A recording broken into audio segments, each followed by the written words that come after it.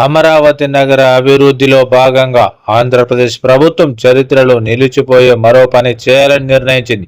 తెలుగు ప్రజల గుండెల్లో చిరస్థాయిగా నిలిచిపోయిన రాజకీయ నాయకుడు, దిగ్గజ నటుడు స్వర్గీయ నందమూరి తారక రామారావు ఎన్టీఆర్ స్మారకంగా భారీ విగ్రహాన్ని నిరుకొండ గ్రామం వద్ద ఏర్పాటు చేయనుంది. ఈ భారీ విగ్రహ నిర్మాణానికి ప్రభుత్వం ప్రత్యేక ప్రాధాన్యం ఇస్తోంది.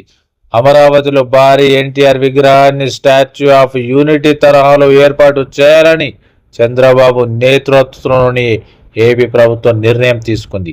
ఇది రాష్ట్ర సాంస్కృతిక విలువలు, వారసత్వాన్ని ప్రతిబింబించేలా ఉండనున్నట్లు ప్రభుత్వం తెలిపింది. ఇక టెండర్ల ప్రక్రియ సాంకేతిక పద్ధతుల్లో ముందడుగు.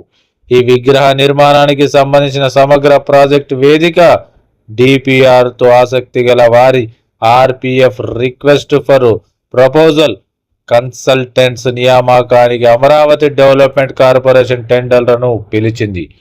ఈ టెండర్లకు చివరి రోజు టెక్నికల్ బిడ్లు తెరవబడే తేదీ మే 14. గుజరాత్ పర్యటన, స్టాట్యూ ఆఫ్ యూనిటీ సందర్శన.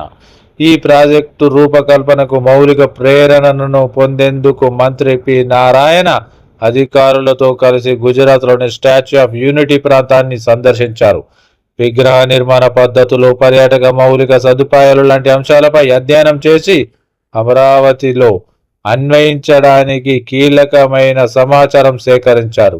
ఇక విగ్రహ లక్షణాలు: ఎత్తు సుమారు 195 అడుగులు, ప్రాంతం నిరుకొండ, విస్తృత ప్రదేశం, పర్యాటక ఆకర్షణకు అనుకూలంగా అభివృద్ధి.